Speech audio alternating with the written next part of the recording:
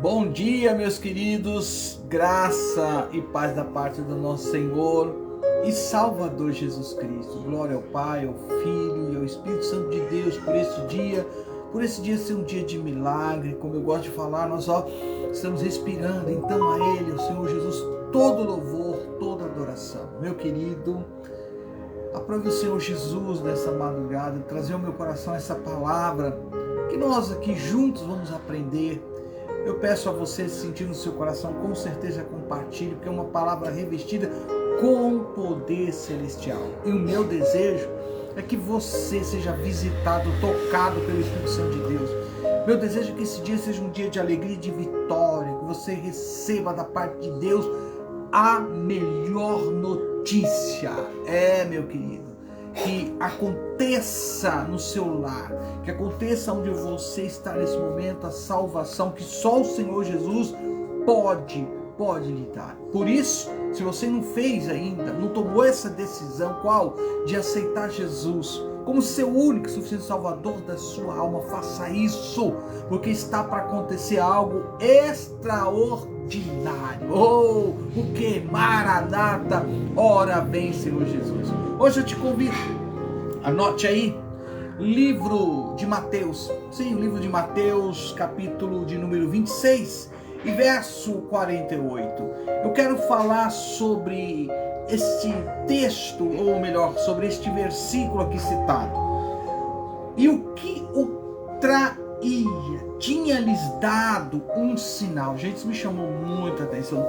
Tinha lhe dado o que, gente? Um sinal, dizendo: o que eu beijar é esse, prendei-o. Mateus 26, 48. Gente, esse versículo, eu posso até aqui dizer, esse texto, é um dos textos mais emblemáticos das Escrituras. Talvez você nunca parou para pensar nesse versículo citado em Mateus, capítulo 26, verso 48. Mas aqui a gente pode tirar o que? Grandes e maravilhosas lições. A gente pode extrair desse versículo algo que talvez até o dia de hoje, eu tenho certeza que alguns já têm essa compreensão, mas talvez você não saiba e não tenha tido a oportunidade de parar um pouquinho e pensar: por que este beijo? Porque justamente beijar o Senhor Jesus, a ponto de dizer que esse seria aquele pelo qual ele estava sendo, vamos dizer aqui, procurado, esse pela qual foi denunciado, esse pela qual estava sendo perseguido, a ponto de o quê? De prendê-lo. Então, para prender ele, eu vou te dar um sinal. Qual sinal? Eu vou beijar ele. Então, gente, aqui nós temos que descobrir qual foi de fato o real motivo de Judas ter precisado beijar Jesus no momento de seu ato de traição. Mas eu já quero ir direto ao ponto, porque uma live Café com Deus, não tem como eu explanar muito tempo o que eu aqui aprendi, achei interessante. Falei, não, tem que falar isso para este povo maravilhoso, esse povo que já me acompanha um bom tempo. Vamos lá. Gente, o motivo pela qual Judas beijou Jesus foi justamente para identificá-lo aos soldados romanos. Eu acredito que aí está até claro.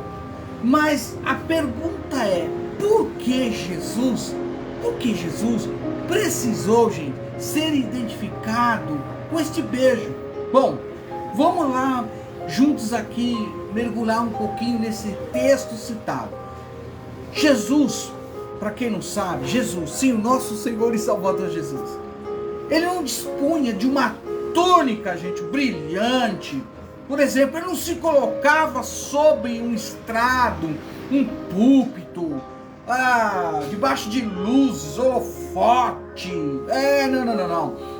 De maneira, gente, que aqui a gente pudesse trazer ou tirar ou extrair do texto algo tipo assim: ele não ficava numa posição superior, não, aos seus discípulos. Jesus, por exemplo, não se punha acima dos seus, tampouco era cercado de regalias por aqueles que o acompanhavam. Já está pegando aí a visão? Eita, Deus me ajuda, Jesus. Jesus aqui, meu querido, precisou ser identificado, porque ele se misturava, olha bem, ele se misturava com as suas ovelhas. Jesus precisou ser identificado, porque ele era, e de fato até hoje, era ele, melhor dizendo, que servia. Como é que é assim? Ele não era servido, Jesus era quem servia, e essa posição de servo não combinava muito com o conceito de liderança da época. E hoje? Como assim? E hoje? Conseguiu? Tá pegando a visão? Tá entendendo que como tá totalmente fora algumas coisas que quando você olha, quando você observa, quando você vê que aquele que diz ser líder, ele sempre procura ser servido e não quer servir. Olha que coisa, gente. Eu estou falando de algo que tem uma profundidade. Quando a gente pensa, quando a gente, meu Deus, entendi, eu tenho que servir. Fui chamado para servir, não para ser servido. Então Jesus, aquele precisou ser identificado, porque era ele que servia, grave isso. E essa posição de servo não combinava muito com o conceito de liderança daquela época, gente. Ora, se Jesus fosse diferente dos seus amados discípulos, era só Judas, gente, dizer: ei, prenda, é aquele ali, tá ali, é ele. Como assim? É ele que tem uma capa dourada, você não tá vendo? Ele tem uma capa dourada. É aquele que? Aquele que tá dormindo lá na tenda, enquanto todos os nossos irmãos em Cristo aqui, os discípulos, eu, por exemplo, já tenho esse. Ele poderia criar tanta coisa, gente. Ele podia dizer: não, ele fica lá na tenda, a gente fica aqui fora. Ele come, a gente fica aqui sem comer, a gente tem que esperar. Poderia criar um monte de situações para dizer: é ele, porque ele se destacava totalmente acima de todos. Gente, se Judas não fez desta forma, aí vem uma questão para você refletir e pensar, gente. Então, se ele não agiu desta forma, teve que identificá-lo. É porque Jesus de forma não tinha uma capa diferente daquelas dos seus discípulos. Jesus não dormia em uma tenda enquanto seus discípulos, meus queridos, ficavam ao relento. Jesus, por exemplo, não comia enquanto seus discípulos passavam fome. E aqui já está um exemplo maravilhoso que o nosso Senhor e Salvador Jesus Cristo nos deixou. Te lembra alguma coisa? Pois bem, vamos lá, vamos avançar um pouquinho. Aqui, querido, está algo que, se você parar para pensar, se você tirar um tempinho para refletir no texto que hoje nós estamos aprendendo junto, aqui está um exemplo para principalmente aqueles que dizem ser líderes, pastores, apóstolos, evangelistas, mestres, profetas, enfim. Sim, aqui está um exemplo para todos nós que somos chamados para servir e não ser servido. Então, alguns que querem se colocar acima de suas ovelhas, já tem um exemplo que está fora da ordem aqui. Já está tendo um mau exemplo, que é o exemplo de Jesus, para mim e para você, e para qualquer um, que é chamado como queridos, como enviado da parte de Deus, é servir aqueles pela qual Deus escolheu. Então, aqui já é um exemplo que eu não tenho que dizer que está tudo correto quando alguém se enche de regalias, mordomias, enquanto o rebanho do Senhor e Salvador Jesus Cristo passa por algum tipo de necessidade. Aqui que é um exemplo muito maior, quando alguém, sabendo que alguém está numa situação difícil, em sofrimento, e estas pessoas não são acolhidas, não recebe sequer um abraço, algum telefonema, alguma coisa. Aqui está o exemplo que nós estamos aprendendo junto. Então, querido, sirva as ovelhas do Senhor Jesus. Por isso que eu gosto de falar, eu sou uma ovelha aqui, eu apenas represento o verdadeiro pastor. o nosso Senhor e Salvador Jesus Cristo. Sirva, se misture ao seu rebanho. Não apenas, sabe, sinta o cheiro. Alguns vão pegar rapidinho o que eu estou dizendo. Não apenas sinta o cheiro, mas antes, sabe, eu e qualquer um daqueles que são queridos enviados da parte de Deus, a gente tem que ter de fato o cheiro da ovelha. E eu fecho dizendo esta live para que você reflita e pense. Hoje o sinal foi dado através de um beijo por aquele que traiu Jesus, porque Jesus, ele não tinha nada que pudesse dizer que era maior, que era melhor. Ele veio para servir. Eu gosto sempre do texto, e você já deve ter ouvido. Jesus, de fato, gente, ele veio para destruir as obras de Satanás. Quando você mergulha em João capítulo 17, eu quero fechar com esse capítulo. Quando você lê, você vai perceber o quanto falta se cumprir muito do que foi dito, falado e ensinado em João capítulo 17, na oração sacerdotal de Jesus. Por exemplo, ele diz: esta é a vida eterna, que te conheça, o único Deus verdadeiro, e a Jesus Cristo, a quem enviaste. Continuo.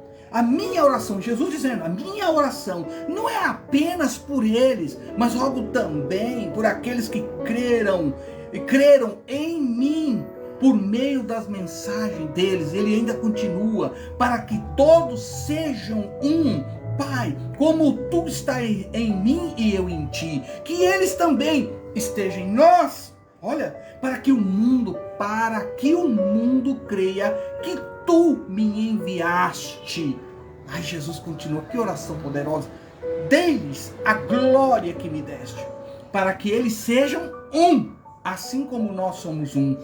Eu neles, tu em mim, e que eles sejam levados em plena unidade, para que o mundo saiba que tu me enviaste e os amaste como igualmente me amaste. Gente, cheiro de ovelha, se misture, sirva. E aqui está o exemplo pela qual a gente leu.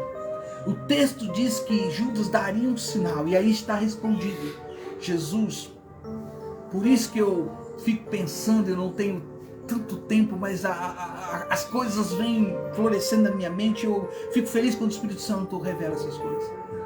É por isso que quando você lê o texto da qual Jesus alertou Pedro que ele ia negar ele, eles eram tão parecidos, forma, conduta, maneira, que alguém olhando para Pedro percebeu que Pedro falava: você é um deles, meu Deus, você é um deles. É como se dissesse, a sua roupa, a sua fala, sua maneira de agir, você é um deles. Você é discípulo do Senhor Jesus. Pensa. Mas Pedro, vendo tudo que aconteceu com Jesus, ele negou. E não foi uma, duas, mas foram 3 vezes. E o primeiro tratar de Jesus, após ele ter ressuscitado, o tratar foi com Pedro. O tratar é comigo, o tratar é com você. Porque sem a gente perceber muitas vezes, alguns não conseguem achar naquela pessoa que diz ser discípulo de Jesus, isso que eu e você aprendeu. Então Jesus era tão igual, Jesus se comportava de uma maneira maravilhosa, que quem olhasse para ele, seus discípulos, não via ninguém sendo destacado com holofote, com jogo de luz, com tantas coisas, com alguém que ficava sentado esperando só ser servido. Está aqui, mestre. Está muito bem a água, está muito bem essa fruta, sei lá, alguma coisa você possa imaginar. Você não acha isso. Você acha Jesus servindo e com toda alegria. Porque eu espero que neste dia você venha servir a Deus de todo o seu coração. E não esperando. Não espere. Adore o Senhor, glorifique o Senhor. Porque aqui está a explicação pela qual você e eu e você, todos nós, melhor dizendo, aprendemos. Sirva a Deus, espere sempre de Deus, não olhe para ninguém, porque naquele grande dia a Bíblia é clara. E outra vez veja a diferença aquele que serve para aquele que não serve. Que você continue servindo a Deus de todo o seu coração. E outra coisa, o seu nome está escrito no livro da vida. E a Bíblia diz que aquele que não teve, que não foi achado, meu Deus, melhor dizer assim, conforme a Bíblia, aquele que procurou, mas não foi achado o seu nome no livro da vida, é um texto que me chama a atenção. Por quê? Porque eu oro, busco sempre da parte de Deus viver uma vida em santificação, porque sem santificação ninguém verá Deus. Então, querido, o exemplo é Jesus. Que Deus te abençoe, que você tenha um dia maravilhoso. Peço a Deus que Ele trabalhe muito mais na tua mente e no teu coração. Para por aqui, porque se eu estender, é 1 hora ou 2 horas brincando.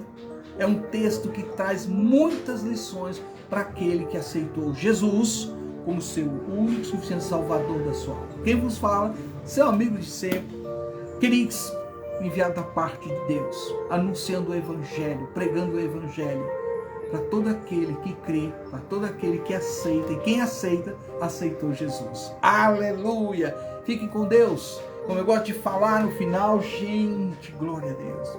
Se Deus é por nós, se Deus é por nós, quem será contra nós? E agindo Deus, quem o impedirá? Ninguém. Deixo meu bom dia a todos vocês que entraram, como eu estou vendo aqui. Que Deus abençoe, nos ajude. Se sentir no seu coração, compartilhe. Esta é uma palavra da parte de Deus. Amém, querido? Um abraço a todos. Beijo no seu coração. Shalom, bom dia.